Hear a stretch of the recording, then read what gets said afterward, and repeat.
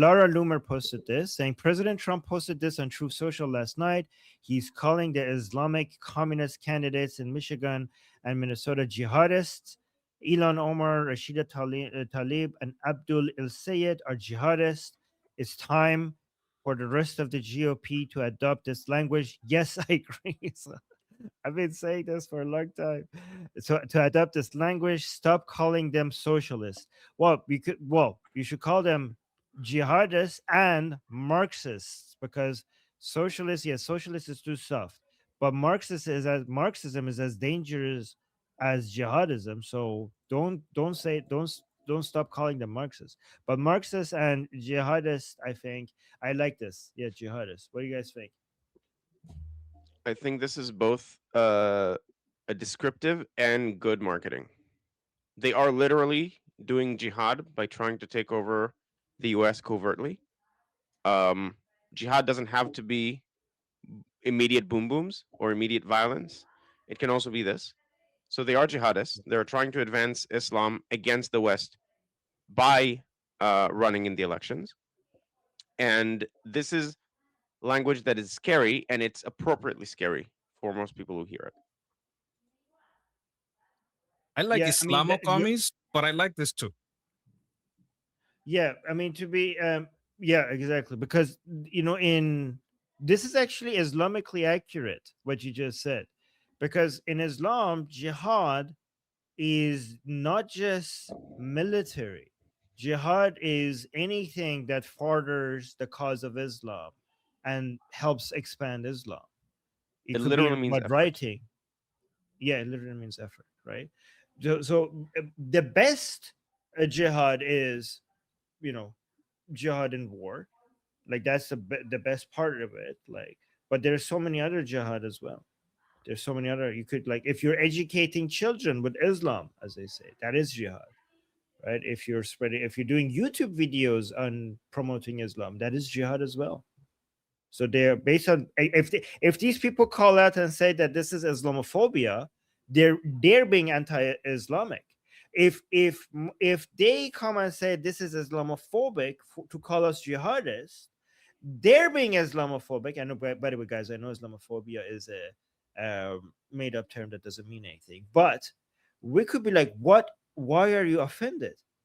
You're offended being called a jihadi? Shouldn't you be proud of being a jihadi? Isn't that a fundamental part of the Quran? You should be like, yes, I am a jihadi. Thank you for recognizing that. Like you're being anti-Islamic if you don't celebrate jihad. So that's You should be haram. like, yes, You can't be anti-jihad. It would be haram. it would be haram. It would be against the commandment of Allah to be against jihad. It would be a direct violation of God's commandment. Is so monkey. It is beyond haram, because in Islam, if you do something haram, then you could either ask for forgiveness or get punished for it a bit in the afterlife before you go to heaven. So, for example, if I'm a Muslim and I drink alcohol, okay, I sinned. It's haram. Okay, this is way more than haram, because in Islam, if you deny the commandment of Allah, you have left the fold of Islam. If you sin, you have not left the fold of Islam. You're still a Muslim. So if I'm a Muslim and I eat pig, I sinned, and I'm still a Muslim. If I'm a Muslim and I have sex outside of marriage, I've sinned, but I'm still a Muslim, right? But if you deny the commandment of Allah, so here's the difference. Let's say this is alcohol, and I drink it, and then monkey comes to me like, you're a Muslim. Why are you drinking alcohol? And I'm like, yeah, I know I shouldn't do that. That's a sin. It's my weakness. Okay. Then I'm still a Muslim. But if monkey comes to me and if he says to me, you're a Muslim, why are you drinking alcohol? I like, that's okay. We can drink. That's not God's commandment.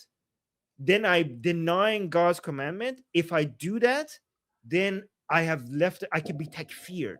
I am no longer a Muslim. So You'd be an if you apostate. deny that, yes. So if It's I deny apostasy to that, deny jihad. it's apostasy to deny the commandments of Allah, according to Islam. So if I deny that jihad is a commandment of Allah, then I have left the fold of Islam. Interesting. It's good for a debate tactic. Yes. Yes. It's takfiring. Go. So Sid, so yeah, go. Yeah. Yeah, so I would say like I mean I get what you're saying. I think that and it's interesting because you're forcing me to look at it in a different way. So technically true.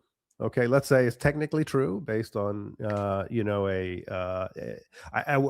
based on so there are different kinds of jihad, right? We know that we understand that there's so there's the jihad of the sword and there's jihad of the ballot box. um there's jihad of the womb, right? So Yes. we've heard this stuff before, so we understand that technically there are different ways to conduct jihad, and the ballot box is one way to conduct jihad, particularly in the West, right? In the abode of war. um Yeah. and I think it's also interesting the idea that like as a pushback you can say, well, what do you mean are you saying that jihad is pejorative, right? Why is jihad a pejorative? Why should anybody be offended? Why should a Muslim be offended by being called a jihadist? So I think that's those are good points, and that's very interesting perspective. Okay. But I do think that just on the flip side, like just from the political standpoint, I do wonder if this is good politics, because the sort of the average American has a sort of vision of jihad, right, which is more the jihad of the sword, and that's not what these guys are doing. And so it gives them a kind of an out, right? Like it gives them a way to sort of position this as let's say bigoted language. um yeah, and we'll see. I mean, it might work out in his favor, it might not, but I do think that there's a value in understanding what these guys are doing, as opposed to the jihad of the sword, and to be able to sort of to be able to frame it and define it. So I think that like let's say one thing I think that they're doing that all of them have in common is they're doing apologia. They're doing apologia for violence, right? So they find ways to rationalize and excuse jihadi violence. And they will use sort of Western language, like these are oppressed people, or you know that these are resistance, people resisting oppression, and they're resisting ethnic cleansing and genocide and so on. So like they will use it, but the idea is they form a kind of a layer of obfuscation. The obfuscation is, right, okay, the violence happened, but why? Let's go to the root causes, right? So basically, you know, like let's not focus on the act itself. Let's focus the attention somewhere else. So I think this is something that they're all doing, and whether they are participating in the jihad of the sword or not, they are providing a function. They are providing a function that enables it, that makes it much more palatable to Western audiences. And this in itself is dangerous, you know, and it's anti-American. Monkey, do you want to add anything to that? I think it's good to force the discussion. One of the things that Trump does as a bull in a china shop, it forces the discussion. Oh, well, that's not jihad. Well, what is jihad? Now you have to talk about what is jihad, and that leads to people having this conversation, at least those who are open to conversation. The ones that aren't open to conversation, well, we're not worried about them. We can't do anything about them. But the ones that are open to a conversation about it, you can trigger them into having the conversation, or you can make the ones that you know have some kind of doubt kind of like look into it. So from the standpoint of forcing the conversation, I see the value in it. I would agree with that, Monkey. I mean, I think that this is something that I appreciate. Like, I do think you know, I have my issues with Trump, um, but I will say that I do think that there's a value in his sort of political provocation. And you know, that there are some times where there's just there's so much etiquette that forms around a sensitive topic. that we can't really have a proper conversation. And sometimes that etiquette just needs to be smashed, because there's not a sort of a delicate way to get at the real truth here. So yeah, I think Monkey has a strong point there. I also All just right. like to add that like marketing in general, you have to know how to compress a message, how to like reduce its dimensionality, because most people don't have the bandwidth for the kind of subtle analytical discussion that we're having here. And Trump is a master at that. And it's a really hard skill. And I think like at the end of the day, because this is true, and a lot of people will, just by hearing it, will associate these people with jihad, which they should, because they are connected.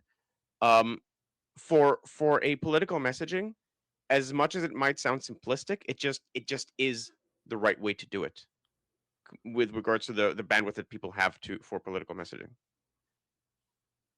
Awesome. My name is Armin Navabi. I'm an Iranian political analyst with decades of experience fighting the Islamic regime inside and outside of Iran. Make sure you follow me for more, and also make sure you join our discussion group. I'm there almost every single day. Come talk to me there and the rest of the people there in our group calls. It's a great place to meet and talk to people who like talking about politics. The link is in the description and or in the bio. You could also get there by scanning the QR code on the screen. See you there.